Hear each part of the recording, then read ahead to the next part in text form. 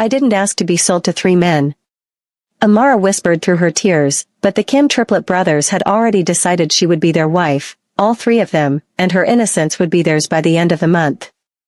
Before we dive into this powerful and unique love story, please hit the subscribe button. Your support helps us keep stories like this alive. The black SUV's tires screeched against wet asphalt as Amara pressed herself against the brick wall, her dark skin glistening with rain, her heart hammering so violently she thought her ribs might crack. Rain poured down in sheets, soaking through her thin jacket, the cold soul night biting into her bones in a way that reminded her she was far from home, far from the warmth of Lagos. But she couldn't move, couldn't breathe, couldn't do anything but stare at the 3 identical men stepping out of the vehicle with the fluid grace of predators who had cornered their prey. "Did you really think you could run from us, beautiful?" The voice was smooth, deadly, and belonged to the man in the center, his dark eyes gleaming with something between amusement and warning. Water dripped from his perfectly styled black hair, running down a face so beautiful it seemed carved by an artist with an obsession for symmetry and danger. His gaze traveled over her face, lingering on her full lips, her high cheekbones, her rich brown skin that stood out even in the dim street light. Amara's legs trembled. She had known this moment would come, had known since the night her father, desperate and drowning in gambling debts he'd accumulated during their years in Korea, had done the unthinkable. He had sold her not to 1 man but to 3. The Kim triplets, the most feared names in Seoul's underground world. Korean mafia royalty who controlled everything from the docks to the politicians. And now they controlled her. "Please," she whispered, hating how her voice broke, hating how her slight Nigerian accent made her feel even more vulnerable, more out of place in this cold city. "I just needed time to think." The man on the left, identical except for the slightly softer curve of his mouth, stepped forward. "Time to think." He tilted his head, and even in the dim street light, she could see the scar that ran just along his jawline, the only thing that distinguished him from his brothers. "You've had 3 weeks since the contract was signed, Amara. 3 weeks while we waited patiently. Our patience has run out." The third brother, who had been silent until now, moved with a speed that made her gasp. One moment he was by the car, the next he was directly in front of her, his hand braced against the wall beside her head, caging her in. Up close, she could see the tiny differences. This one's eyes were colder, harder, like polished obsidian. "You belong to us now," he said quietly, and somehow that whisper was more terrifying than any shout. "Running only makes this harder for you. I didn't ask for this." The words burst out of her before she could stop them, fueled by 3 weeks of terror and rage and grief. "I didn't ask for my father to be a coward. I didn't ask to be sold like property to 3 men I've never even met. I didn't ask to be stranded in a country that still stares at me like I'm an outsider, like I don't belong." Silence, heavy and dangerous. Then the center one, the leader she instinctively knew, spoke again. "No, you didn't ask for this. But here we are. I am Doyen. This is Miho." He gestured to the one with the scar. "And that is Jin Woo. We are the Kim brothers, and as of 3 weeks ago, you became our wife. Singular. 1 woman, 3 husbands. That was the agreement your father made to clear his debt and save his miserable life." Wife. The word hit her like a physical blow. She had read the contract, had seen the words in Korean that her father had translated with shame in his eyes, but hearing it spoken aloud made it real in a way that terrified her down to her bones. "I'm 22 years old," she said, and she hated how young and small her voice sounded. "I'm a virgin. I don't know how this is supposed to work." Something flickered across Doyen's face. Surprise, interest. It was gone before she could identify it. Miho's expression softened almost imperceptibly, while Jinwoo's jaw tightened. "That," Doyen said slowly, "changes things." "How?" She challenged, finding a spark of defiance in her fear. "Does it make me more valuable? More interesting? Or just more pathetic?" Jinwoo's hand moved from the wall to her chin, tilting her face up to meet his gaze. His touch was firm but not cruel, and she felt the contrast of his pale fingers against her dark skin, a visual reminder of how different their worlds were. "It makes you ours to teach," he said, and there was something dark and promising in those words that sent heat spiraling through her despite everything. "Ours to mold." Ours to claim properly. Miho stepped closer, and now she was surrounded by them, three walls of masculine power and barely restrained intensity.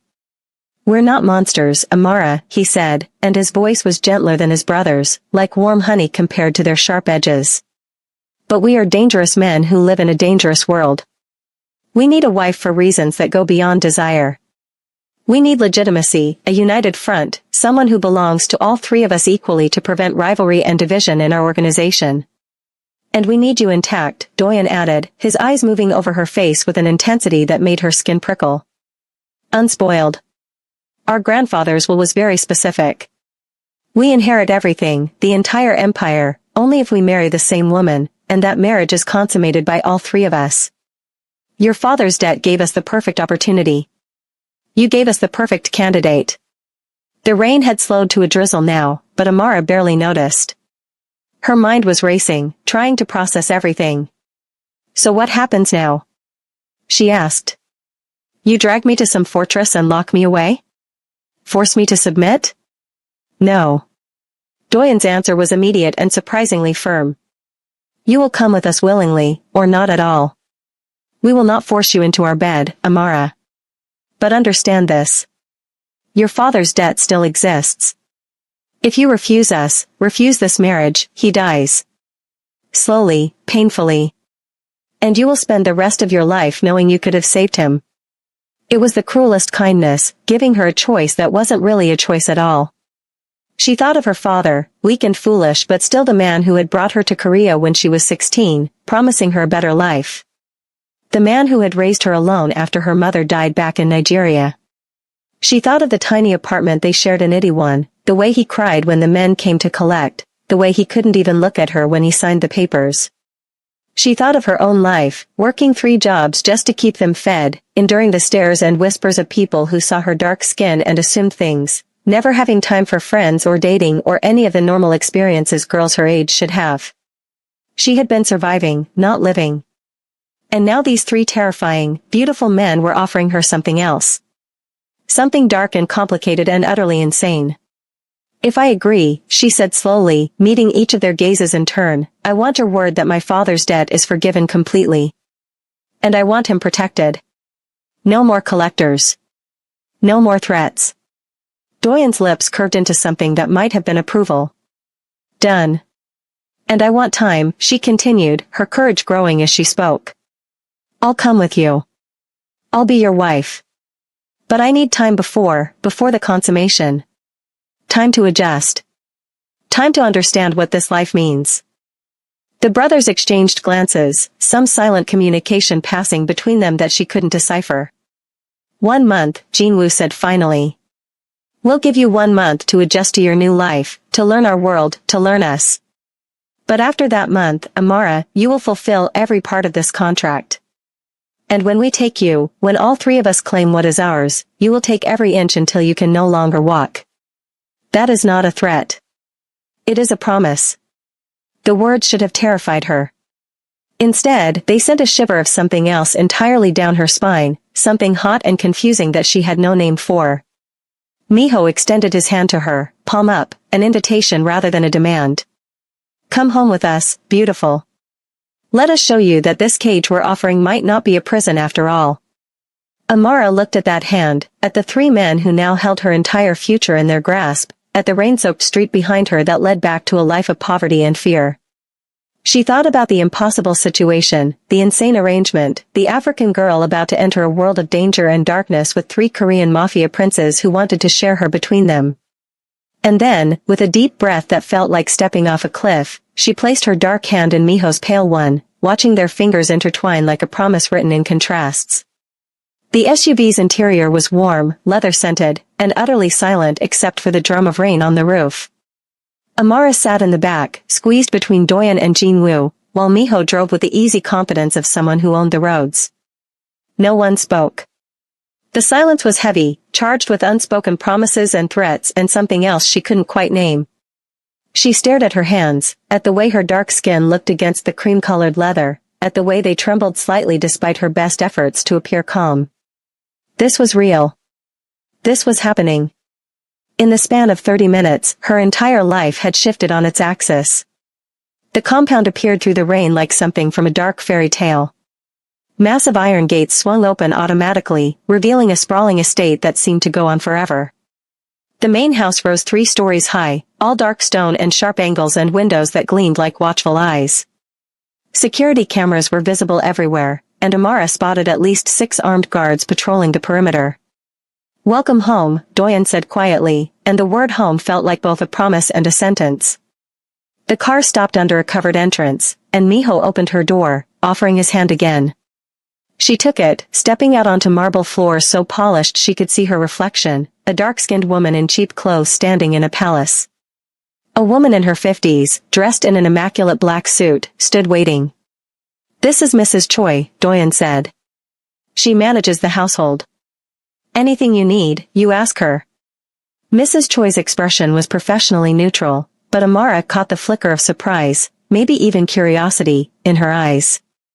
She had probably never seen anyone like Amara in this house before. "Miss Amara," she said with a slight bow. "I'll show you to your quarters." "Our quarters," Jinwoo corrected, his hand settling possessively on Amara's lower back. "She stays in the main suite with us." Amara's heart stuttered. "I thought, the month you promised, I assumed I'd have my own space." "You'll have your own room within the suite," Miho explained, his tone gentle but firm. "But you sleep in our wing, under our protection. The compound is secure, but we have enemies, Amara. Many enemies. Until you understand how to navigate this world, you don't leave our sight." The main suite was larger than her entire apartment had been. Mrs. Choi led her through a sitting room with floor-to-ceiling windows overlooking gardens she could barely see in the darkness, past a kitchen area, and finally to a bedroom that made her breath catch. The bed was enormous, easily big enough for 4 people, draped in midnight blue silk. But it was the 3 doors along the far wall that caught her attention. "The brothers' private rooms," Mrs. Choi explained. "Each has their own space for work and personal time. This central room is shared territory." "And mine?" Amara asked. Mrs. Choi opened another door, revealing a smaller but still luxurious bedroom done in soft creams and golds. A canopy bed, a writing desk, a door that led to what looked like a massive closet. "Your private sanctuary," the older woman said. "The only room with a lock, if you wish to use it." After Mrs. Choi left, Amara stood in the center of her new room, trying to process everything. The silk pajamas laid out on the bed probably cost more than she made in a month. The bathroom attached to her room had a tub big enough to swim in. Everything smelled expensive, felt expensive, was expensive. And she, a Nigerian girl who had grown up sharing a single room with 2 sisters back in Lagos, was supposed to belong here. A soft knock made her jump. Miho entered, carrying a tray with tea and small pastries. He had changed into more casual clothes, black pants and a fitted t-shirt that showed the lean muscle of his arms. The scar on his jaw seemed more prominent in the soft lamplight. "I thought you might be hungry," he said, setting the tray on the small table by the window. "You didn't eat, did you, when you were running?" Amara shook her head, suddenly aware that she was starving. She sat, and he poured the tea with practiced grace, his movements elegant and controlled. "You're afraid of us," he said. It wasn't a question. "Wouldn't you be?" She countered, wrapping her hands around the warm cup. His lips curved into a small smile. "Yes, I suppose I would be." He sat across from her, his dark eyes studying her face with an intensity that made her shift in her seat. "I'm the middle brother, though we were all born within minutes of each other. Doyen leads because someone has to, and he's the best at strategy, at seeing 10 moves ahead. Jinwoo is our enforcer, the one who handles the violent necessities of our business." "And me?" He paused, taking a sip of his own tea. "I'm the diplomat.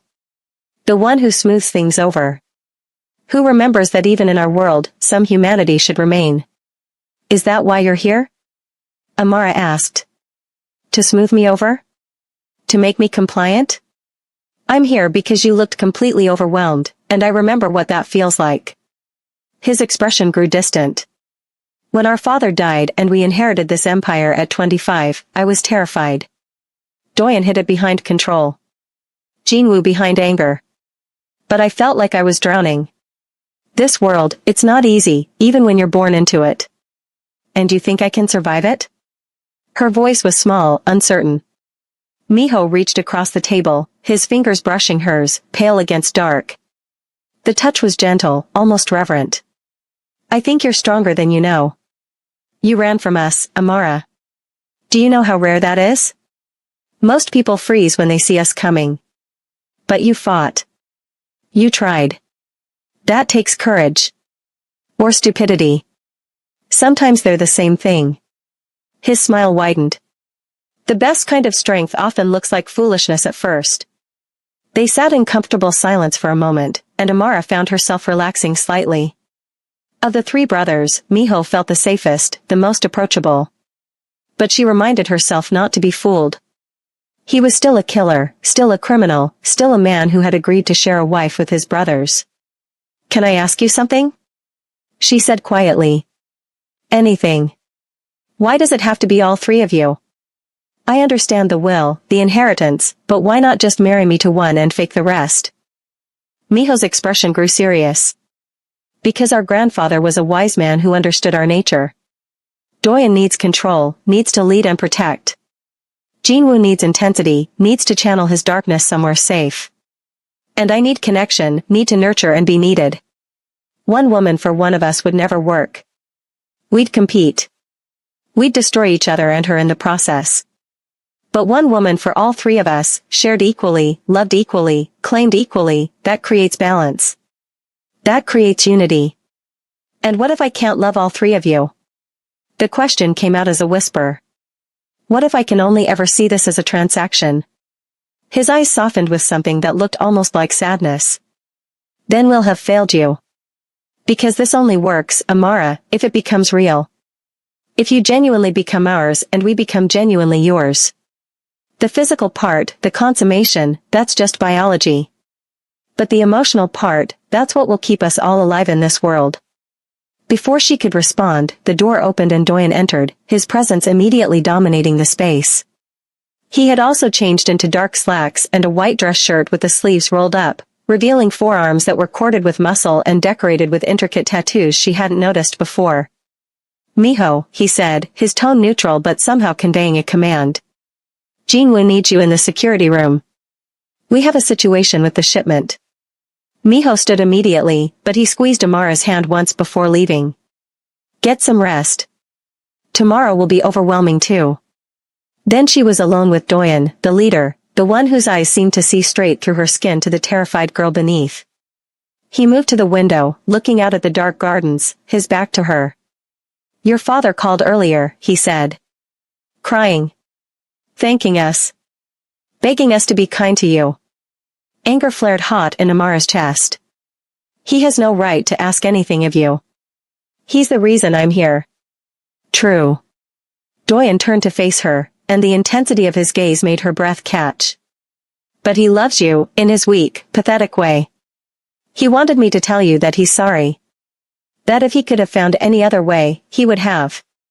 There's always another way, she said bitterly. Not always. Not in our world.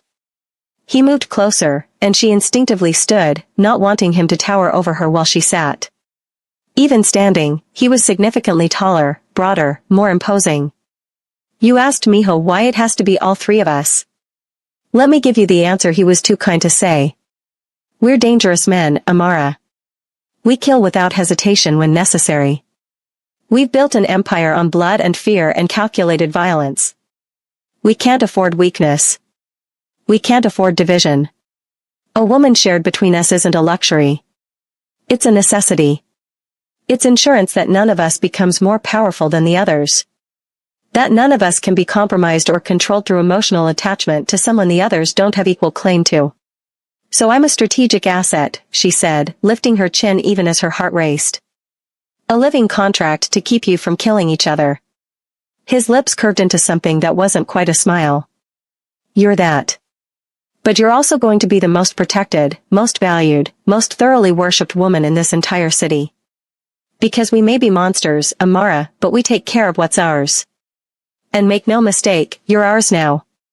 He stepped closer, close enough that she could smell his cologne, something dark and expensive and utterly masculine. His hand rose, and she forced herself not to flinch as he traced her jawline with one finger, the touch surprisingly gentle from a man who commanded an empire of violence. His pale finger against her dark skin created a contrast that seemed to fascinate him. "You're trembling," Doyen observed, his finger still tracing the line of her jaw with maddening slowness. "But not entirely from fear." "Interesting." Amara wanted to deny it, wanted to step back and put distance between herself and this man who seemed to read her like an open book. But something kept her rooted in place, some mixture of defiance and curiosity and a heat building low in her belly that she had no experience with. "I don't know what I'm feeling," she admitted, the honesty surprising even herself. I haven't ever been touched like this." His eyes darkened, pupils dilating. "Never? Not even innocent touches? A boy holding your hand? Stealing a kiss?" "I worked 3 jobs," she said, and some of the old bitterness crept into her voice. "I didn't have time for boys or dating or any of the normal things. Every moment was about survival, about keeping us fed and housed. And in this country," she added, her voice dropping, "the boys here don't look at girls like me that way. I'm too different. Too foreign." Something shifted in Doyen's expression, a crack in the controlled mask he wore. "Then we truly are your first everything," he said quietly, and there was possession and something almost like reverence in his tone. "Your first touch. Your first kiss. Your first taste of desire. And eventually, your first pleasure. Your first pain. Your first complete surrender." The words should have frightened her. Instead, they ignited something wild and reckless inside her chest.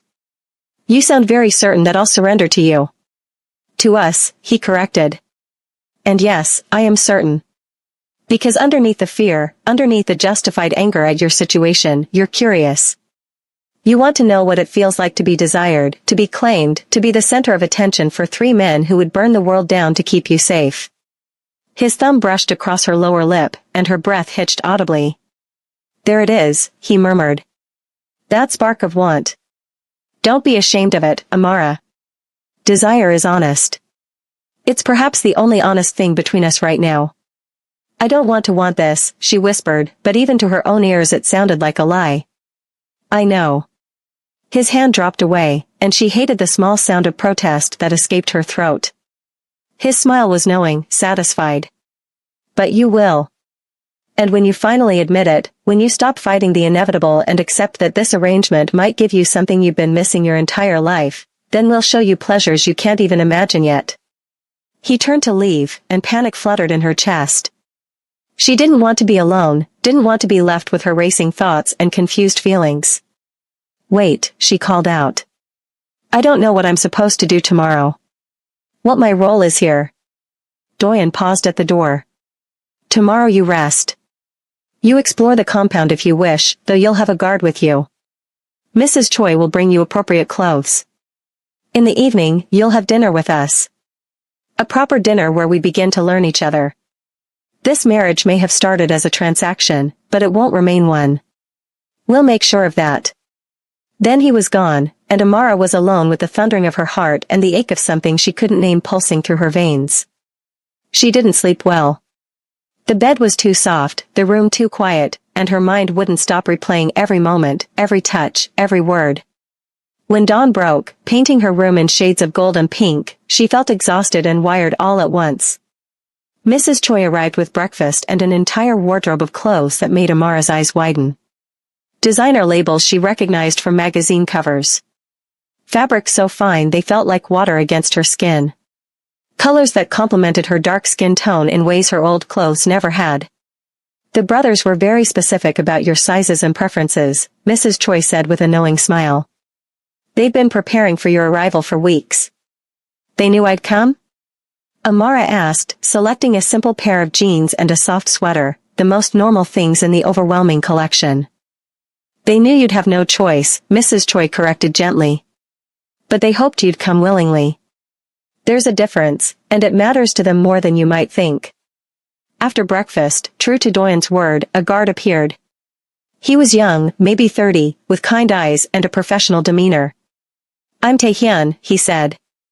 "I'll be your primary security when the brothers are occupied with business." Wherever you want to go on the compound, I'll accompany you. The estate was even more massive in daylight. Amara explored gardens that seemed to stretch forever, a library that rivaled any she'd seen, a gym that looked like it belonged in a luxury hotel, and even an indoor pool with floor-to-ceiling windows overlooking the city below. Everything was beautiful, expensive, and utterly surreal. She found herself in the library, running her fingers along the spines of books in languages she couldn't read, when she heard piano music drifting from somewhere deeper in the house. Following the sound, she discovered a music room she hadn't seen in last night's tour. Jinwoo sat at a grand piano, his fingers moving across the keys with surprising delicacy for a man she'd been told was an enforcer, a killer. He was dressed casually in dark jeans and a black t-shirt that stretched across his broad shoulders, and his eyes were closed as he played something melancholic and beautiful. He didn't stop when she entered, but he opened his eyes and held her gaze while his hands continued their dance across the keys. The intensity of his stare was different from his brother's. Where Doyen's gaze was calculating and Miho's was gentle, Jinwoo's was raw, almost feral, like he was looking at something he wanted to devour. When the song ended, silence fell heavy between them. "I didn't know you played," Amara said, her voice barely above a whisper. "There's a lot you don't know about us yet." He stood, moving around the piano with the fluid grace of a predator. "Just like there's a lot we don't know about you. But we will. We'll learn every secret, every fear, every desire hidden in that beautiful head of yours." "Why do you stare at me like that?" The question burst out before she could stop it. "Like you're angry with me." Jinwoo stopped a few feet away, his jaw tightening. "I'm not angry with you. I'm angry at the situation. At the fact that you're here because of your father's weakness, not because you chose us. I'm angry that we have to wait, have to be patient when every instinct I have is screaming at me to claim what's mine." "I'm not a thing to be claimed," she said, lifting her chin defiantly. "No," he agreed, and he closed the distance between them in 2 long strides. "You're a woman. A beautiful, untouched, terrified woman who has no idea what she does to us just by breathing the same air. Do you know what it took for me not to touch you last night? Not to follow Doyen into your room and show you exactly what it means to belong to the Kim brothers?" Her heart was racing again, that same confusing heat building inside her. "Then why didn't you?" "Because unlike what you might think, I'm not a complete monster." His hand rose, cupping her face with surprising gentleness, his pale palm warm against her dark cheek. "Because you deserve time to adjust, to understand, to want this as much as we do. And you will want it, Amara. I'll make sure of it." "You're very confident," she whispered. "I'm very determined. There's a difference." His thumb stroked her cheekbone, and his eyes dropped to her lips. "I want to kiss you. I've wanted to since I first saw you pressed against that wall in the rain, looking like a frightened bird. May I?" The fact that he asked, that this dangerous man who could take whatever he wanted was asking for permission, broke something loose inside her chest. "I've never been kissed," she admitted. "I don't know how." His smile was slow, predatory, and absolutely devastating. "Good. That means we get to teach you everything. And trust me, beautiful, we're very thorough teachers." He lowered his head slowly, giving her every opportunity to pull away. She couldn't. Her eyes fluttered closed as his lips brushed against hers, featherlight at first, testing, teasing. Then he applied more pressure, his mouth moving against hers with a skill that made her knees weak. His free hand came to her waist, pulling her closer, and she made a small sound of surprise that he swallowed with a deepening of the kiss. His tongue traced the seam of her lips, and instinctively she opened for him, gasping as he explored her mouth with devastating thoroughness. Heat exploded through her body, pooling low in her belly, making her aware of sensations she'd never experienced before. She gripped his shirt, holding on as the world tilted and spun around her. This was nothing like she'd imagined a kiss would be. This was consuming, overwhelming, utterly intoxicating. When he finally pulled back, they were both breathing hard. His eyes were nearly black with desire, and she could feel the evidence of his want pressing against her hip. That, Jinwoo said, his voice rough and deeper than before, was just the beginning. Imagine what it will feel like when all 3 of us touch you at once. When you're surrounded by us, worshipped by us, taken by us until you forget where you end and we begin. Amara's legs trembled, and she had to grab his arms to steady herself. The kiss had awakened something inside her, something hungry and desperate that she'd never known existed. Her lips felt swollen, sensitive, and she could still taste him on her tongue. "I can't think when you talk like that," she whispered, her voice shaking. "Good. Thinking is overrated." His hand slid down to her hips, holding her against him. "Feeling is what matters. And right now, you're feeling something, aren't you? Something new and frightening and exciting all at once." She couldn't deny it. Her entire body was alive with sensation, with want, with a need she didn't understand but couldn't ignore. "This is happening too fast," she said, but even she could hear the lack of conviction in her words. "We have a month, Amara. 29 days now. And every single one of them, we're going to break down another wall, strip away another layer of resistance until you're begging us to complete this marriage in every way possible." He released her slowly, stepping back, and the loss of his warmth felt like a physical ache. "But for now, I'll let you breathe. Go explore. Run if you need to. Just remember, beautiful, there's nowhere in this compound, nowhere in this city where you'll be beyond our reach." She fled, her heart pounding, her body still humming with the aftershocks of that kiss. Taehyun followed at a discreet distance as she made her way back to the main suite, needing the sanctuary of her private room. But when she entered the shared living space, she found Miho waiting, lounging on the sofa with a book. He looked up as she entered, and his eyes immediately narrowed. "Jin-woo kissed you," he stated. Not a question, but a fact. Her hand flew to her lips self-consciously. "How did you? You have that look." Dazed, flushed, a little wild around the edges. He set his book aside and stood, moving toward her with that same fluid grace all three brothers possessed. "And your lips are swollen. Was it good? Did he make you feel things you've never felt before?" The directness of the question should have embarrassed her. Instead, it sent another wave of heat through her body. "Yes," she admitted, because lying seemed pointless. Miho's smile was softer than Jinwoo's had been, but no less dangerous. "I'm glad. We want you to feel good, Amara. We want you to associate us with pleasure, with safety, with everything you've been missing in your life." He reached out, tucking a strand of her hair behind her ear. "May I kiss you too? I promise I'll be gentler than Jinwoo." Well, gentler at first, anyway. She should say no, should retreat to her room and process everything that was happening. But that awakened part of her, the part that Jinwoo's kiss had brought to life, wanted more. Wanted to know if Miho would feel different, taste different, make her feel different things. "Yes," she breathed, and his smile widened. Unlike Jinwoo's consuming intensity, Miho's kiss was a slow seduction.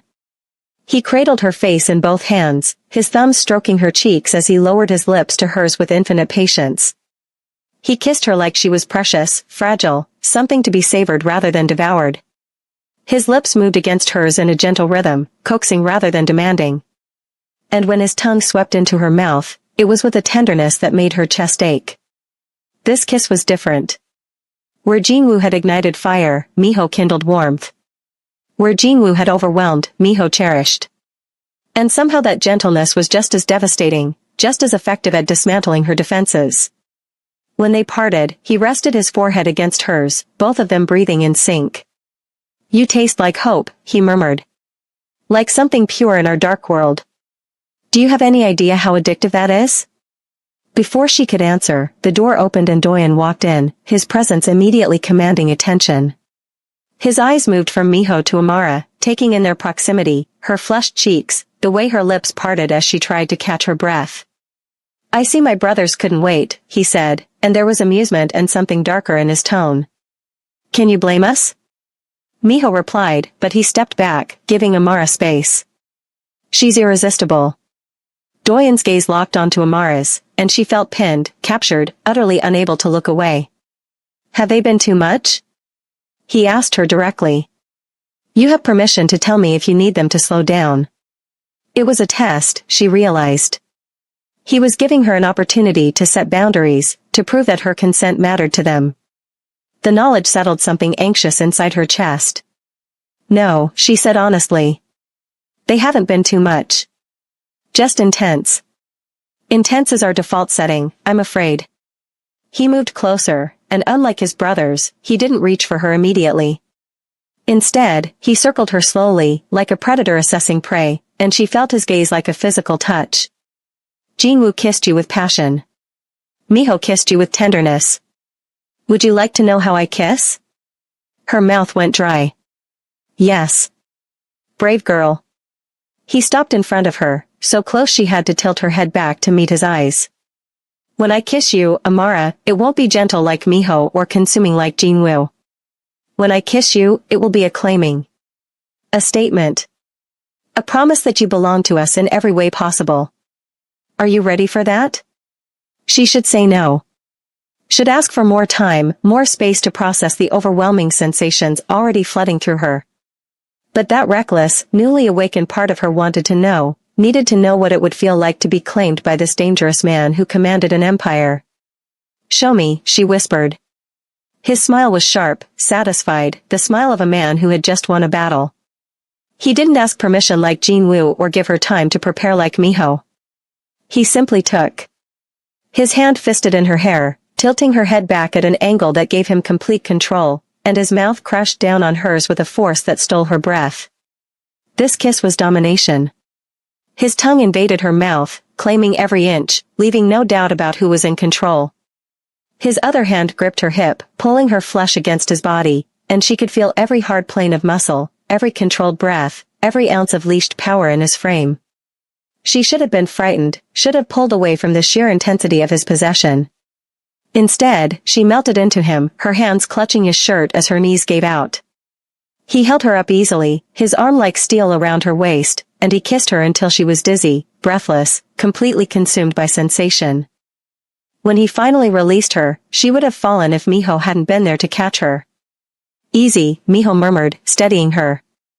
Doyen tends to forget that not everyone can handle his intensity. She handled it perfectly, Doyen said, his voice rough with satisfaction. His thumb brushed across her swollen lips, and his eyes were dark with promise. She's stronger than she looks. Braver too. By the time our month is up, she'll be able to take everything we give her and beg for more. Amara's head was spinning. 3 kisses from 3 different men, each one more overwhelming than the last, each one breaking down another piece of her resistance. She was supposed to be angry, supposed to resent being sold into this arrangement.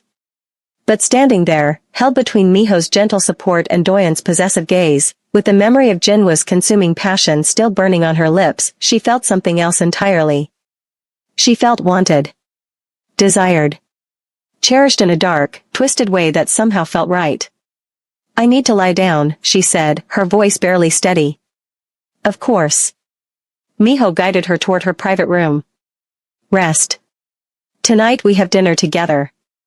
A chance to talk, to learn each other beyond the physical. Despite what you might think, we do want to know you, Amara. Your thoughts, your dreams, your fears. All of you.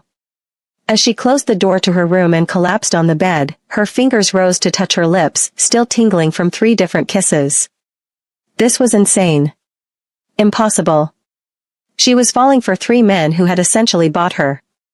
3 dangerous criminals who controlled an empire built on violence and fear. But God help her, she was falling. And the most terrifying part was that she wasn't sure she wanted to stop. If you're captivated by Amara's impossible choice and want to see how 3 dangerous men break down every wall around her heart, you need to stay with this story. Subscribe now because what happens next will change everything. The dinner tonight, it's just the beginning of her complete surrender, and you won't want to miss a single moment of her transformation. Amara stood in front of the full-length mirror in her room, barely recognizing the woman staring back at her. Mrs. Choi had laid out a dress for dinner, a deep burgundy silk that hugged her curves before flowing out at the knees. It was elegant, sophisticated, and made her dark skin glow like polished mahogany. Her natural hair, which she usually kept in simple braids, had been styled into an elaborate updo that showcased her long neck and high cheekbones. Her hand shook as she fastened the delicate gold necklace that had been left with the dress, a small pendant that she realized with a jolt was 3 intertwined circles. A symbol. A brand. A declaration of ownership. She should take it off, should refuse to wear something so blatant. But her fingers wouldn't cooperate, and the necklace stayed exactly where it was, warm against her skin. A knock at her door made her jump. "It's me," Miho's voice came through. "May I come in?" "Yes," she called, turning away from the mirror. He entered, and his breath caught audibly when he saw her. He was dressed in all black, a perfectly tailored suit that made him look both elegant and dangerous. "You're stunning," he said simply, his eyes moving over her with open appreciation. "That color was made for you. Your skin, it's like it was meant to wear that shade. Did you pick this out?" she asked. "We all did, together. We spent an embarrassing amount of time debating colors and styles." His smile was self-deprecating. Jinwoo wanted red, something bold. Doyen wanted black, something powerful. I wanted something that would make you feel beautiful without making you feel like you were wearing a costume. I think we compromised well. The idea of these three dangerous men sitting together debating dress colors for her was so unexpected it made her chest tight. "Thank you," she said softly. He offered his arm. "Come. Dinner is ready, and my brothers are surprisingly nervous, though they'd never admit it." The dining room had been transformed. Instead of the massive formal table, a smaller, more intimate one had been set up near the floor-to-ceiling windows overlooking the city lights. Candles flickered, casting warm shadows, and soft music played from hidden speakers. It looked less like a business dinner and more like a date. A very unusual date with three men instead of one. Doyen and Jinwoo were already there, both dressed in dark suits that made them look like they'd stepped out of a fashion magazine. They stood when she entered, and the synchronized movement was both beautiful and slightly unnerving. "Amara," Doyen said, and his voice was warm, almost gentle. "You look breathtaking." Jinwoo didn't speak, but his eyes said everything. They devoured her, moving from her face to the necklace at her throat to the way the dress accentuated her curves.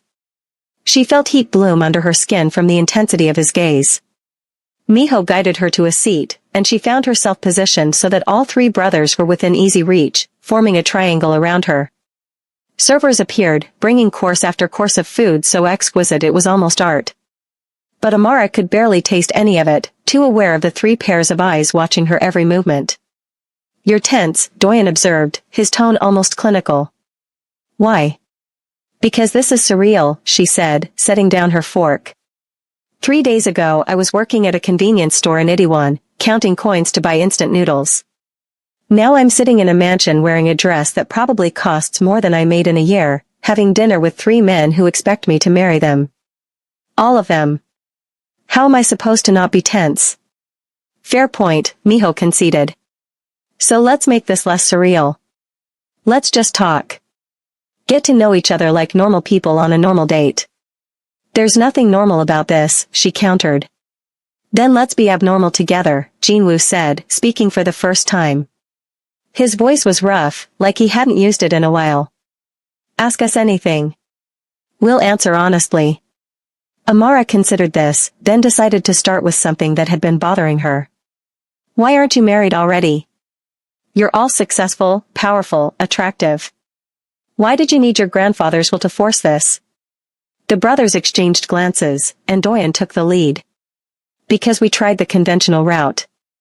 We each dated, each tried to find someone who could handle our world, our lifestyle, our brotherhood. It never worked. Women wanted one of us, not all of us. Or they wanted our money and power but couldn't handle the darkness that comes with it. Or they tried to drive wedges between us, to secure their position by making one of us favor them over the others. Our grandfather saw the problem," Miho continued. "He knew that dividing us would destroy everything he built. So he created a solution. One woman, chosen not for her wealth or connections, but for her strength and resilience. Someone who had survived hardship and understood loyalty and sacrifice. He chose a girl from the community center records," Jinwoo added, his eyes locked on hers. "A girl who had worked multiple jobs to support a father who didn't deserve her loyalty. A girl who never gave up, never stopped fighting, even when the world gave her every reason to quit. Even when people in this country made her feel like she didn't belong because of the color of her skin. He chose you, Amara. Not randomly. Deliberately." The revelation hit her like a physical blow. "He knew about me?"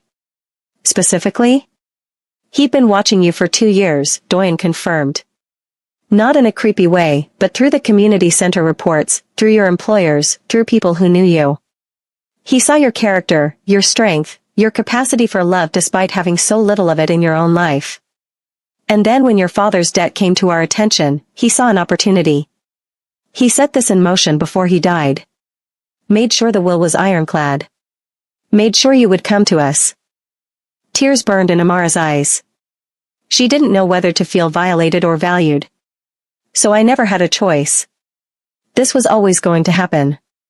You always had a choice, Miho said gently, reaching across the table to take her hand, his pale fingers wrapping around her dark ones. You could have refused, let your father face the consequences of his actions, walked away from all of this. But you didn't. You chose to save him. That choice brought you here. But what happens next? That's entirely up to you. Is it? She looked at each of them in turn. You've already decided that I'm yours. You've already planned out how this month will go, how you'll seduce me, how you'll make me want this arrangement. Where's my choice in any of that? Right here, Doyen said, standing and moving to kneel beside her chair. The powerful mafia leader on his knees, looking up at her with something vulnerable in his eyes. Choose to give us a real chance. Not because of the contract or your father's debt or our grandfather's will. Choose to let us prove that we can make you happy, that this unconventional arrangement can become something beautiful and real. Jinwoo stood too, moving to her other side, also kneeling. Choose to trust that when we say we'll protect you, worship you, give you everything you've ever been denied, we mean it. Choose to believe that we see you, Amara. Not just a beautiful woman, but you. Your strength, your fire, your worth. Miho completed the triangle, kneeling in front of her, taking both her hands in his. Choose to believe that 3 broken men can love one extraordinary woman enough to become whole. That's the choice we're asking you to make, Amara. Not tonight, not even this month, but eventually. Choose us. Choose this family we're building. The sight of them, 3 of the most dangerous men in the city on their knees before her, offering not demands but requests, broke something fundamental inside her chest. Tears spilled over, running down her cheeks, and she couldn't stop them. I'm so scared, she whispered. I'm terrified of wanting this, of needing you, and then having it all taken away. Everyone I've ever loved has left me. My mother died. My father betrayed me.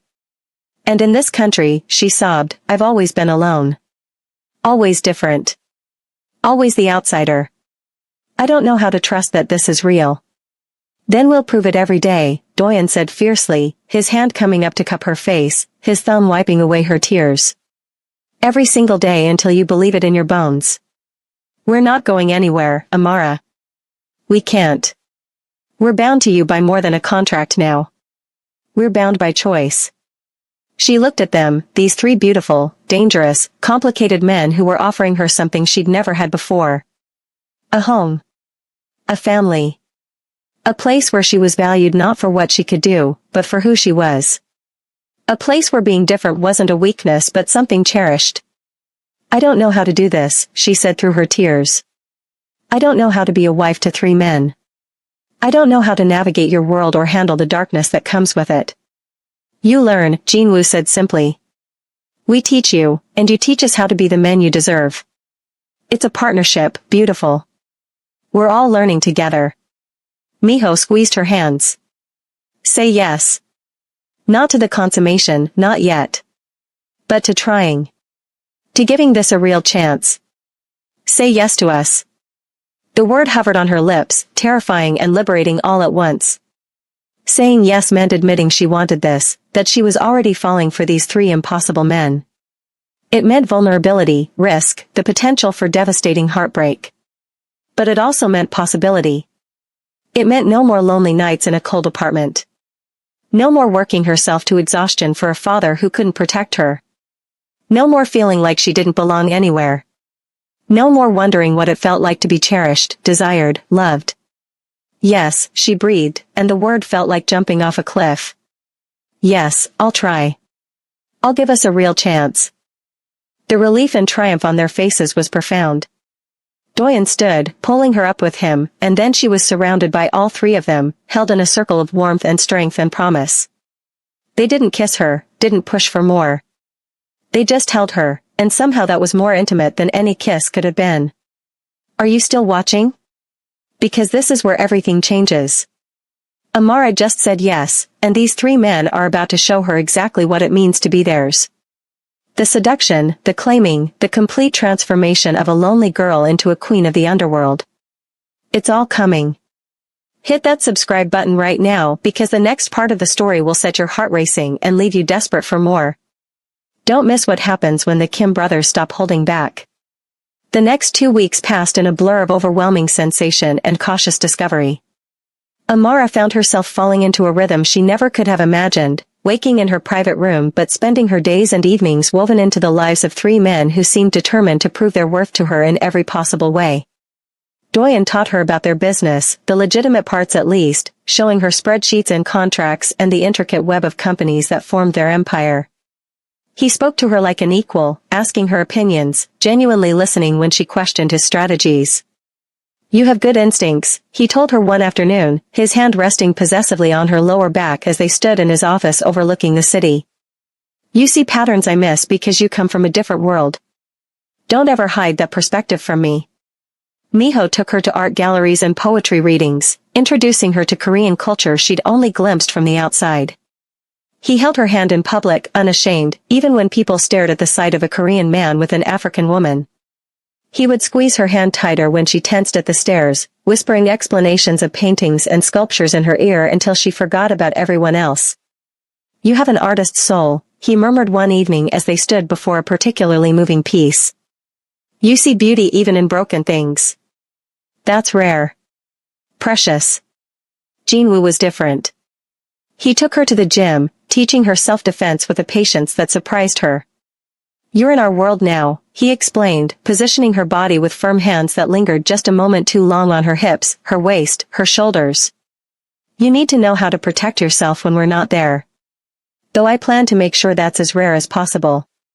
He was intense, demanding, pushing her until she was sweating and breathless.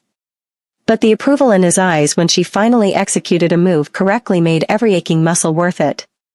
And every night they had dinner together.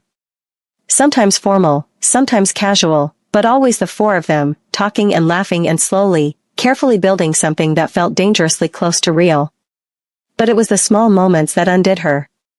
Doyen leaving coffee exactly how she liked it on her bedside table each morning. Miho leaving books he thought she'd enjoy, with handwritten notes in the margins translated into English for her. Jinwoo sitting outside her door at night, a silent guardian she only knew about because she'd woken once and heard his breathing on the other side. They were wooing her, seducing her, not just physically but emotionally, mentally, wrapping her so thoroughly in their care and attention that she was starting to forget what life felt like before them. It was the 15th night when everything shifted again. Amara had been reading in the shared living area, curled up on the sofa in soft pajama pants and a tank top, her natural hair loose around her shoulders in thick, beautiful curls. She thought the brothers were all occupied with business calls and meetings. But when she looked up from her book, she found all three of them standing there, watching her with identical expressions of hunger barely held in check. We need to talk, Doyen said, his voice rougher than usual. Her heart began to race. About what? About the fact that it's been 2 weeks, Jinwoo said, moving closer. 2 weeks of watching you, wanting you, holding ourselves back because we promised you time. But Amara, we're reaching our limit. Miho sat beside her, close enough that his thigh pressed against hers. We're not asking to complete the marriage tonight, he said softly. But we need more. We need to touch you, to show you pleasure, to begin preparing you for what's coming. Preparing me? Her voice came out breathy and nervous. Doyen knelt in front of her, his hands on her knees, spreading them just slightly so he could position himself between them. You're a virgin, Amara. When the three of us take you, it will be intense, overwhelming. We're not small men, and we won't be gentle forever. So we need to prepare your body, get you used to pleasure, to touch, to the idea of multiple hands on you at once. Heat flooded through her, pooling low in her belly. She should say no, should ask for more time. But her body was already responding, already aching for something she couldn't even name. "What exactly are you asking?" she whispered. "For permission to touch you," Miho said, his hand sliding up her arm, leaving goosebumps in its wake. "To kiss you everywhere. To make you come apart with our hands and mouths. To show you what pleasure feels like when you're the center of attention for 3 men who worship you. Tonight?" Her voice shook. "Only as much as you can handle," Jinwoo promised, moving to stand behind the sofa, his hands coming to rest on her shoulders, meeting the tension there. "The moment you say stop, we stop. But Amara, let us have you. Let us show you how good this can be." She looked at each of them in turn. Doyen's intense gaze, dark with promise. Miho's gentle eyes, warm with affection and desire. Jinwoo's fierce expression, raw hunger barely leashed. And she realized she didn't want to say no. She wanted this. Wanted them. Wanted to know what it felt like to be touched, pleasured, worshipped the way they promised. "Yes," she breathed. "But I don't know what to do." Doyen's smile was predatory and satisfied. "You don't have to do anything but feel. We'll handle the rest." What followed was the most overwhelming experience of Amara's life. They moved her to the massive bed in the central room, and then they surrounded her. Doyen claimed her mouth while Miho's hands explored her body over her clothes, learning her curves, finding sensitive spots she didn't know she had. Jinwoo's lips traced her neck, his teeth scraping gently, making her gasp and arch. "So responsive," Miho murmured appreciatively, his hand sliding under her tank top to palm her breast through her bra. "Every touch makes you tremble. I can't wait to see you completely undone." They removed her clothes slowly, reverently, each piece of fabric stripped away accompanied by kisses and caresses and words of praise that made her blush deeper than any touch. "Beautiful," Doyen said, his eyes drinking in her naked form, his pale hands contrasting against her dark skin in a way that seemed to fascinate him. "Absolutely perfect." "Ours," Jinwoo growled, his hand possessively spanning her stomach. "Every inch belongs to us now." Miho's touch was the gentlest, his fingers tracing patterns on her skin that made her shiver and burn. "We're going to make you feel things you've never imagined," he promised. "Trust us." And she did. She surrendered to their touches, to the overwhelming sensation of 6 hands exploring her body, 3 mouths tasting her skin, 3 voices murmuring praise and promises that made her head spin. They touched her everywhere except where she was beginning to ache most desperately, building her arousal until she was writhing, begging without words for something she'd never experienced. "Please," she finally gasped, and Doyen's smile was triumphant. "Please what, beautiful? Tell us what you need." "I don't know," she admitted, tears of frustration gathering in her eyes. I need something. Please." This, Miho's hand slid between her thighs, and she cried out at the first touch to her most intimate place. He explored gently, carefully, his fingers learning her folds, finding the small bundle of nerves that made her entire body jolt when he circled it. "Oh God," she moaned, her hips lifting involuntarily. "Not God," Jinwoo corrected, his mouth at her ear. "Us. We're the only ones who can make you feel like this. The only ones who ever will." They brought her to the edge again and again, learning what touches made her gasp, what rhythm made her moan, what words made her flush and tremble. And when Miho finally slid one finger carefully inside her, testing, stretching, preparing her for what was to come, the sensation combined with Doyen's mouth on her breast and Jinwoo's fingers on her clit sent her spiraling into her first orgasm.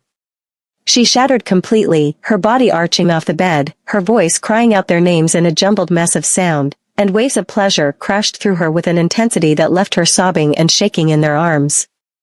"Beautiful," Doyen murmured, gathering her close. "Absolutely beautiful." "That was just the beginning," Miho promised, pressing kisses to her damp temple. "Just a taste of what we'll give you." Jinwoo's hand stroked possessively down her side. "In 2 weeks, when our month is up, we'll make you feel that times 100. We'll take you together, fill you completely, make you ours in every possible way. And you'll take every inch, beautiful. Every single inch until you can't remember a time when you weren't ours." She should have been frightened by the promise, by the dark possession in his voice. Instead, wrapped in their arms, her body still humming with aftershocks of pleasure, she felt safe. Wanted. Cherished. She was falling in love with all three of them, and the realization should have terrified her. But as sleep claimed her, surrounded by their warmth and strength, she couldn't bring herself to fight it anymore. Can you feel it?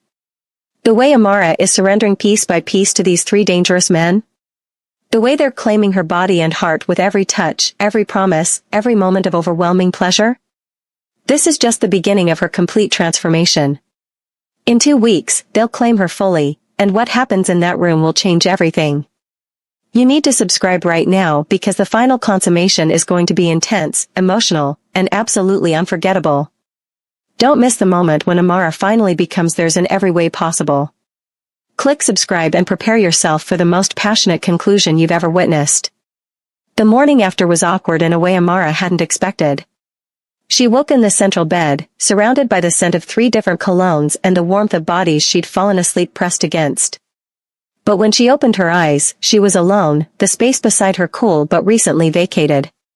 Panic fluttered in her chest. Had last night been a mistake? Had she given too much too soon? Had they gotten what they wanted and now lost interest? But then the door opened and Miho entered, carrying a tray laden with breakfast, his smile warm and genuine. Good morning, beautiful. We thought you might want to sleep in after last night. He set the tray on the bed, then sat beside her, brushing hair from her face with tender fingers. How do you feel? Confused, she admitted, pulling the sheet up to cover herself more fully. You all left. Understanding dawned in his eyes. We didn't want to overwhelm you. Last night was intense, and we thought you might need space to process. But if you'd prefer we stay, all you have to do is ask. We're trying to read you, Amara, but we're not perfect at it yet. Relief flooded through her. I thought maybe you regretted it. Regret? He laughed, the sound rich and warm. Watching you come apart in our arms was the most beautiful thing I've ever witnessed. The only regret I have is that we have to wait 2 more weeks before we can be inside you, before we can make you completely ours. Heat bloomed in her cheeks at his directness, but she was getting used to the way they spoke, the raw honesty that left no room for misunderstanding. The door opened again, and Doyen entered, already dressed in a sharp suit, his phone in one hand. He looked every inch the powerful businessman, except for the way his eyes softened when they landed on her. You're awake. Good. We have a situation that requires our attention today, but we don't want to leave you alone. Would you be comfortable coming with us to the office? Our actual business office? Amara sat up straighter, clutching the sheet. Your legitimate one? Yes. He moved to sit on her other side, effectively bracketing her between him and Miho. We want you to understand all aspects of our lives, Amara, not just the private parts. Besides, it's time our employees met you. Time the world knows that the Kim brothers are no longer available. The possessiveness in his tone should have irritated her. Instead, it sent a thrill down her spine. What should I wear? His smile was approving. Mrs. Choi has already selected something appropriate. Professional, but unmistakably expensive. We want everyone to know exactly who you are the moment they see you. An hour later, Amara stood in front of the mirror again, this time wearing a tailored cream suit that fit her like it had been made for her body specifically. Which it probably had been, she realized. The brothers had thought of everything. Her hair had been styled by a woman Mrs. Choi brought in, swept up in an elegant twist that showcased her natural beauty without hiding it. Diamond studs, real ones that probably cost more than her father's entire debt, glittered in her ears. She looked powerful, sophisticated, like someone who belonged on the arm of billionaires. 3 billionaires. The office building was a towering glass structure in the heart of Seoul's financial district. When they entered, employees stopped and stared, their shock barely concealed. The Kim brothers were known for never bringing women to the office, for keeping their personal and professional lives completely separate. Amara's presence was a statement, and everyone knew it. She felt the stares more acutely than usual, aware of how she stood out not just as the brothers' companion but as the only black woman in the building. Doyen's hand rested possessively on her lower back as they walked through the corridors. Miho held her hand, his fingers intertwined with hers, and Jinwoo walked slightly behind, his presence a silent threat to anyone who might think to question or disrespect her. They brought her to a massive corner office with windows overlooking the entire city. This is our primary workspace, Doyen explained. We each have private offices for sensitive matters, but we do most of our collaborative work here. Together. Always together, Miho added. It's how we built everything. Amara moved to the windows, looking out at the sprawling cityscape below. From this height, the world looked small, manageable, like something that could be controlled. She understood now why they worked here. It was a reminder of their power, their reach, their ability to shape the world around them. What exactly do you do? She asked. I know about the shipping companies and the real estate, but what else? We invest, Doyen said, coming to stand beside her. Technology, pharmaceuticals, entertainment. We find companies with potential and help them grow. Sometimes legitimately, sometimes through methods that exist in legal gray areas. And the illegal parts, she turned to face him directly. The parts you don't talk about. He studied her face, measuring her readiness for truth. We control the flow of certain goods through the port. We provide protection to businesses that can't rely on conventional law enforcement. We settle disputes in ways that don't involve courts or police. We exist in the shadows, Amara, handling the things that polite society pretends don't exist. You're criminals, she said. Not as an accusation, but as a statement of fact. We're pragmatists, Jinwoo corrected, moving to join them. We operate in a world where the rules don't apply the same way they do in yours. But we have our own code, our own sense of honor. We don't traffic in people or drugs. We don't harm innocents. We protect what's ours and punish those who cross us. Is that criminal? By legal standards, yes. By our standards, we're survivors doing what's necessary. Amara absorbed this, trying to reconcile the men who had held her so tenderly last night with the cold reality of what they did in the daylight. And you want me to be part of this world? We want you to be the light in it, Miho said softly. The reminder that there's something worth protecting, worth building for, worth being better for. You think we don't know we're broken? We know, Amara. We've always known. But maybe with you, we can be broken in a way that still works. That still means something. Before she could respond, a knock at the door interrupted them. A young woman entered, professional and polite, but Amara caught the way her eyes lingered on Doyen, the way her smile was just a touch too warm. Mr. Kim, your 2 o'clock is here, she said, her voice syrupy sweet. Doyen barely glanced at her. Cancel it. Reschedule for next week. I'm occupied today. The woman's smile faltered. But sir, this is the investor from Tokyo. He flew in specifically. Then he can fly back and return next week. Doyen's tone was final, dismissive. His attention had already returned to Amara, making it abundantly clear where his priorities lay. The woman left, and Amara couldn't help but feel a surge of satisfaction. She wanted you, she observed.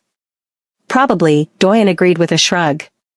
Half the women in this building have harbored fantasies about one or all of us at some point. It's irrelevant. They're not you. Does it bother you?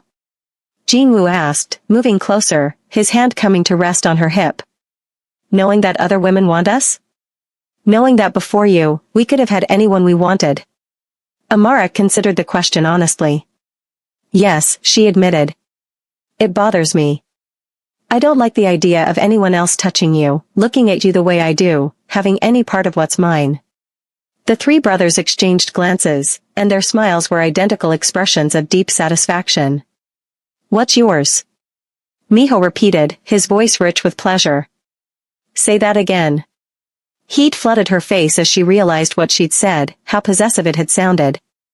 But she didn't take it back. Mine, she said more firmly. You're mine just as much as I'm yours.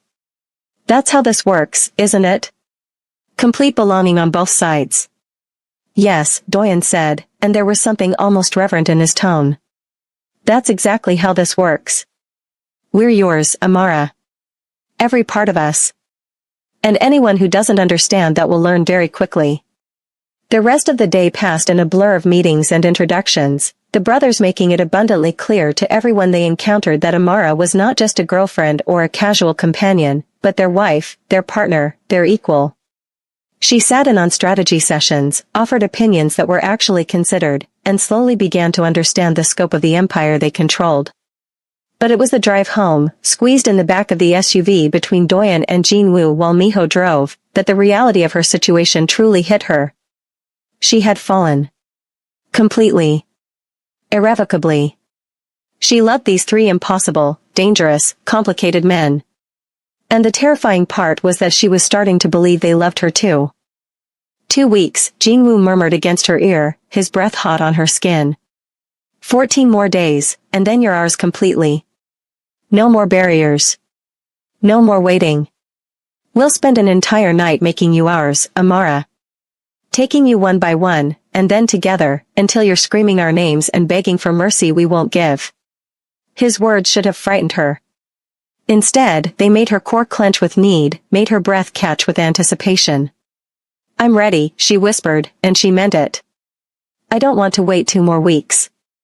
I want you now. All of you. The car swerved slightly as Miho's attention snapped to the rearview mirror. What did you just say? She looked at each of them, at the shock and hunger and barely restrained need on their faces. I said I'm ready. Take me home. Make me yours completely. Tonight. If you think your heart is racing now, just wait. Amara just gave herself to 3 men who have been holding back for weeks. And what happens next is going to be explosive, passionate, and utterly consuming. The moment you've been waiting for is finally here, the complete claiming, the ultimate surrender. Subscribe right now because the next part is the climax of everything, and if you miss it, you'll regret it forever. Hit that button and prepare yourself for the most intense conclusion you could imagine. The mansion had never felt so charged with electricity. The moment they crossed the threshold, everything changed. The careful control the brothers had maintained for weeks shattered like glass, and Amara found herself swept up in a storm of hands and mouths and desperate, hungry kisses. Are you certain? Doyen demanded, gripping her face between his hands, forcing her to meet his intense gaze. Once we start, we won't stop. We'll take everything, Amara. Every inch of your innocence, every piece of your surrender. There's no going back from this.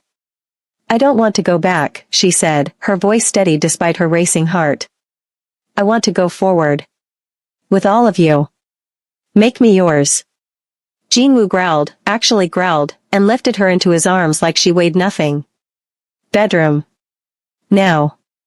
They carried her to the central suite, to that massive bed that had been waiting for this exact moment.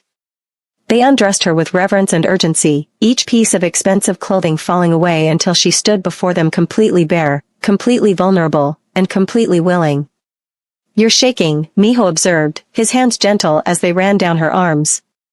Fear or anticipation? Both, she admitted. I don't know what to expect. I don't know if I can handle all 3 of you. You can, Doyen assured her, his voice absolute certainty. Your body was made for this. Made for us. We'll make sure of it. They undressed themselves, and Amara's breath caught as she saw them fully for the first time. They were magnificent, all lean muscle and masculine power, and the evidence of their desire for her was unmistakable and intimidating. They were large, all of them, and the reality of what was about to happen made her knees weak. We'll prepare you, Miho promised, guiding her to the bed. We won't hurt you. Not more than is inevitable for your first time. What followed was an education in pleasure so thorough it bordered on torture. They touched her everywhere, learned every sensitive spot, every place that made her gasp and arch and beg. Miho's mouth between her thighs was a revelation, his tongue doing things that made her see stars. Doyen's fingers worked inside her, 1 and then 2, stretching her carefully while Jinwoo's mouth worshipped her breasts, his teeth scraping her sensitive nipples until she was writhing. They brought her to climax twice before anyone attempted to claim her fully, making sure her body was ready, relaxed, desperate for more than fingers and tongues could provide. I'll go first, Doyen said, his voice strained with the effort of control. I'm the most controlled. I can be gentle until you adjust. He positioned himself between her thighs, his body a magnificent weight above hers, and Amara was struck again by the contrast, his pale skin against her dark brown, 2 different worlds coming together. Look at me, he commanded, and she obeyed, her eyes locking with his as she felt the first press of him against her entrance.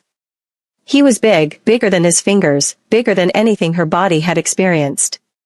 He pushed in slowly, so slowly, watching her face for every flicker of discomfort. The stretch burned, the invasion overwhelming, and she whimpered despite her best efforts to be brave. Breathe, he instructed, holding still, giving her time to adjust. Breathe through it, beautiful. Your body will accept me. Just breathe. She did, and gradually the burn shifted to something else, something that felt less like pain and more like fullness, like completion. He pushed deeper, inch by careful inch, until he was fully seated inside her, and they were joined completely. There, he breathed, and there was triumph and tenderness in his voice. You're mine now. You've taken all of me, and you're perfect. He began to move, slow and careful at first, letting her body learn the rhythm, learn the sensation of being filled and claimed. And then, as her whimpers turned to moans, as her hips began to rise to meet his thrusts, he let go of some of that iron control. The pleasure built with shocking intensity, different from what she'd felt before, deeper and more consuming. When she climaxed around him, her body clenching and pulsing, he followed with a groan that sounded like her name, and she felt the hot rush of him inside her, marking her, claiming her in the most primal way possible. He withdrew carefully, and immediately Miho was there, his touch gentle as he checked her, made sure she was okay. Can you take more? He asked. Can you take me too, or do you need rest? More, she gasped. Because despite the soreness, despite the overwhelming sensations, she wanted all of them. Needed all of them to complete this bond they were forging. Miho was different from Doyen. Where Doyen had been controlled intensity, Miho was passionate tenderness. He made love to her slowly, thoroughly, murmuring words of praise and affection with every thrust, some in Korean that she didn't understand but felt in her soul. So beautiful, he whispered against her lips, and she knew he meant it. So perfect for us. I love you, Amara. I love you so much it terrifies me. The confession, combined with the pleasure, broke something open inside her chest. I love you too, she sobbed, clinging to him. All of you. I love all of you. When Miho finished, shuddering above her with her name on his lips, Jinwoo took his place. And Jinwoo was everything she'd expected, raw intensity and barely leashed power. He flipped her onto her stomach, pulled her hips up, and took her from behind with a dominance that should have frightened her but instead sent her spiraling into another climax. You can take it, he growled as he drove into her, deeper and harder than his brothers had dared. You can take every inch, can't you, beautiful? Your body was made for this. Made to be filled by us. Claimed by us. Owned by us. Yes, she cried out, beyond words, beyond thought, existing only in sensation and pleasure and the overwhelming feeling of belonging. Yes, I'm yours. All yours. When Jinwoo finally finished, roaring his release, Amara collapsed on the bed, her body trembling with exhaustion and satisfaction. She had done it. She had taken all three of them, had given herself completely, and survived. Not just intact, but transformed. They gathered around her, cleaning her gently, tending to her soreness with warm cloths and gentle hands. Miho disappeared and returned with water and pain medication. Doyen massaged her aching muscles while Jinwoo held her, pressing kisses to her temple. You were magnificent, Doyen said, genuine awe in his voice. Better than any fantasy we had. How do you feel? Miho asked, concern evident in his eyes. Complete, she whispered. Like I found something I didn't know I was missing. Like I'm finally home. You are home, Jinwoo said fiercely. This is your home. We are your home. And nothing will ever take you from us. Nothing and no one. They fell asleep tangled together, for bodies that had become one unit, one family, one unbreakable bond. The morning sun streaming through the windows woke Amara to a new reality. She was sore, deliciously sore, and surrounded by the three men who had claimed every part of her last night. She was no longer a virgin, no longer an outsider to this world. She was Mrs. Kim, wife to three of the most powerful men in Seoul, and the realization filled her with a sense of purpose she'd never experienced before. Over the following weeks, Amara settled into her new role with a confidence that surprised everyone, including herself. She learned the business, became involved in the legitimate operations, and even started suggesting initiatives that impressed Doyen. She accompanied them to meetings, stood beside them at events, and made it clear to everyone that she was not just a decorative addition but a true partner. The physical intimacy between them deepened as well. Most nights she found herself in the central bed with all three of them, their bodies tangled together in ways that would have shocked her months ago but now felt natural, right? They learned her body as thoroughly as she learned theirs, discovering new ways to bring each other pleasure, building a sexual chemistry that was as much about emotional connection as physical satisfaction. But more than the business or the pleasure, it was the small moments that convinced Amara she had made the right choice. Doyen's hand finding hers under the table during stressful meetings. Miho leaving love notes and books he thought she'd enjoy, now in both Korean and English so she could practice the language. Jinwoo's protective presence whenever they went out, his eyes constantly scanning for threats, making sure she was safe from both danger and the occasional racist comment or stare. 6 months after that rainy night when they'd found her running, Amara stood in the same office overlooking Seoul. But this time, she wasn't a frightened girl being offered an impossible choice. She was a woman who had chosen her own fate, who had taken an insane situation and turned it into something beautiful. "What are you thinking about?" Doyen asked, coming to stand behind her, his arms wrapping around her waist. "About how different my life is now," she said, leaning back against his chest. "How 6 months ago I was alone and scared and barely surviving. And now I have everything I never knew I wanted." "We're the lucky ones," Miho said, joining them with Jinwoo close behind. "We were 3 broken pieces that didn't quite fit together. You made us whole." "Our grandfather knew," Jinwoo added, his hand covering hers where it rested on Doyen's arm. "He knew exactly what he was doing when he chose you for us. He saw what we couldn't see. That we needed someone strong enough to handle all 3 of us. Someone who understood struggle and survival. Someone who could be the bridge between our darkness and the light." Amara smiled, turning in Doyen's arms to look at all 3 of them. "I was so angry at him, at my father, at all of you for taking away my choice. But now I understand. Sometimes the best things in life come from the choices we're forced to make. Sometimes surrender is the bravest thing we can do."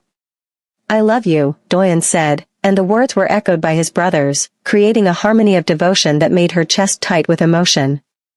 "I love you too," she replied. "All of you. Always." As the sun set over Seoul, painting the sky in shades of orange and gold, Amara understood that this unconventional marriage, this impossible arrangement, had given her something she'd been searching for her entire life. Not just love or security or passion, though she had all of those in abundance. But belonging. Purpose. A family that was uniquely hers. She had taken every inch of what they offered, just as Jinwoo had promised that first night.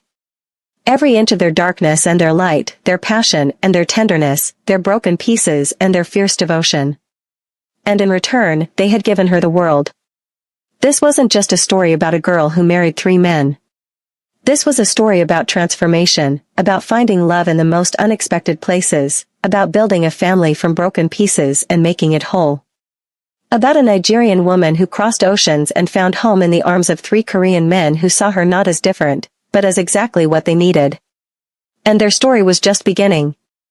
If Amara's journey from terrified runaway to confident queen of an empire has captured your heart, if you felt every moment of her surrender and triumph, then you absolutely cannot stop here.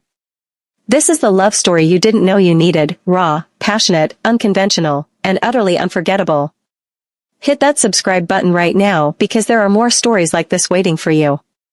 More heroines finding their strength in impossible situations. More love that defies every rule and crosses every boundary. Don't let this be the end. Subscribe and join a community that celebrates love in all its beautiful, complicated, passionate forms. Leave a comment below and tell me what you thought of Amara's story. Did her transformation move you? Do you believe in love that breaks all the rules? And hit that like button if you want more stories that will make your heart race and your soul soar. Your next obsession is just one click away. Subscribe now and thank me later when you're completely addicted to these stories that prove love knows no boundaries, not of culture, not of convention, not of anything. This is your moment. Don't miss it.